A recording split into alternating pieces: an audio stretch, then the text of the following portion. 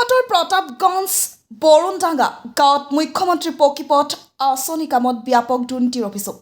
ধুবুৰী জিলাৰ গোলকগঞ্জ উন্নয়ন খণ্ডৰ অন্তৰ্গত বৰুণডাঙ্গা মুখ্যমন্ত্ৰী পকীপথ আঁচনিৰ কামত ব্যাপক দুৰ্নীতিৰ অভিযোগ উত্থাপন কৰিছে বিভিন্নজনে। 2022-2023 বিত্তীয় বৰ্ষত 36.39 লক্ষ টকা ব্যয় সাপেক্ষে মুখ্যমন্ত্ৰী পকীপথ আঁচনিৰ অধীনত 500 মিটাৰ চিচি ব্লকৰ কামৰ আবণ্টন দিয়ে। ইয়াৰ আগতে হৈ যোৱা ব্লক চিচি ৰাস্তাটো বহল আছিল 4 ফুট, কিন্তু বৰ্তমান বনাই থকা পথটো 3 ফুট, যিটো ৰাস্তা দি মানুহ গোটেই দিনে ৰাতিয়ে যোৱা অহা কৰে। তেনে ক্ষেত্ৰত এই ৰাস্তাটো 3 ফুট বনাই দিলে মানুহে প্ৰত্যেক দিনে দুৰ্ঘটনাৰ সন্মুখীন হ'ব লগা হ'ব বুলি অভিযোগ উত্থাপন কৰিছে ৰাইজে।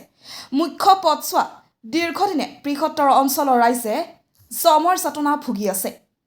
দীৰ্ঘদিনীয়া সমস্যা সমাধান হোৱাৰ সপোন দেখি অহা বৃহত্তৰ অঞ্চলৰ ৰাইজক ৰামঠগন দিয়া বুলি লুণ্ঠন ৰাজ ঠিকাদাৰৰ ওপৰত সৰব হৈ উঠিছে দল সংগঠনৰ লগতে সৰ্বসাধাৰণ ৰাইজ। জেটমল মালু নামৰ লুণ্ঠন ৰাজ ঠিকাদাৰজনে গুণ্ডাগিৰি কৰি ৰাইজক বিভিন্ন ভয় ভাবুকিৰে নিজৰ ইচ্ছামতে নিম্নমানৰ সামগ্ৰী ব্যৱহাৰ কৰাৰ অভিযোগ কৰিছে ৰাইজে। বালি পৰিৱৰ্তে মাটিৰে ৰাস্তাৰ কাম কৰাৰ অভিযোগ উত্থাপিত হৈছে। উপায়ন্তৰ হৈ বৰুণডাঙ্গা আঞ্চলিক গৰিয়ামৰীয়া দিশী জাতীয় পৰিষদ আৰু স্থানীয় ৰাইজে প্ৰতিবাদ সাব্যস্ত কৰিবলৈ বাধ্য হয় আৰু অনিৰ্দিষ্ট কাললৈ কাম বন্ধ কৰি দিয়ে।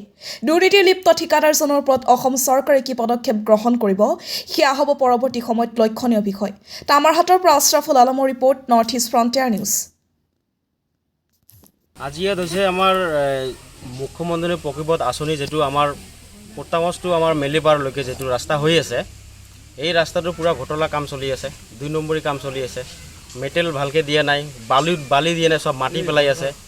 আৰু আমাৰ দাবী যে এইটো আগৰ যিটো আমাৰ ছেম ৰাস্তা হৈছে, এই ছেম ৰাস্তাটো আমাৰ লাগে, 4.5 মিটাৰ ৰাস্তা লাগে। এইটো এনেকুৱা ৰাস্তা বনাইছে সিহঁতে, এখন 2খন টোটো যদি যায় ছাইড কৰিবলৈ জেগা নাই, মানুহ এক্সিডেণ্ট সদায় এক্সিডেণ্ট হৈ থাকিব। এনেকুৱা ৰাস্তা আমাৰ দৰকাৰ নাই। আমাৰ ৰাস্তা একদম যিটো আগৰ ৰাস্তা যিটো বনাইছে, এনেকুৱা ৰাস্তা আমাক লাগে। আৰু বালিৰ জেগাত পূৰা মাটি পেলাই আছে, 2 নম্বৰী কাম কৰি আছে। আৰু কিছুমান ইয়াত দালাল চক্ৰৰে কাম এনেকুৱা খাৰাপ কৰি আছে। দালাল চক্ৰৰ কাৰণত এই ৰাস্তাটো এনেকুৱা হৈ আছে। MLA দালাল আছে ইয়াত, আৰু বহুত ধৰণৰ দালালি চক্ৰত কৰি আমাৰ মুখ্যমন্ত্ৰীক এইটো দাবী জনাওঁ, ভালকৈ বস্তু তদন্ত কৰি কামখিনি ভালকৈ কৰিব লাগে। ভাল হোৱা নাই, যিটো ৰাস্তা বনাই আছে এইবিলাক ৰাস্তা ইয়াক নচলিব। কাৰণ আগত যিখিনি হৈছে এইখিনি অলপ বহল আছে, আৰু এইটো যিটো কৰি আছে এই ৰাস্তাটো এটা যদি গাড়ী আহে তেনেহ'লে আৰু এটা ছাইড কাটিব নোৱাৰে। গতিকে আমাক এনেকুৱা ৰাস্তা নালাগে।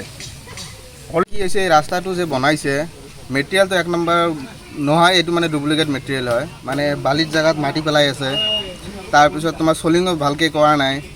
আৰু একচুৱেলি আগৰ ৰাস্তাটো আছিল 4.5 মিটাৰ, আৰু এতিয়া বনাই আছে 3 মিটাৰ। 3 মিটাৰ ৰাস্তাটোত মানে এখন যদি টোটো যায় আৰু এখন টোটো যাবলৈ মানে ছাইড কাটিব নোৱাৰে, মানে ইমান সৰু হৈছে।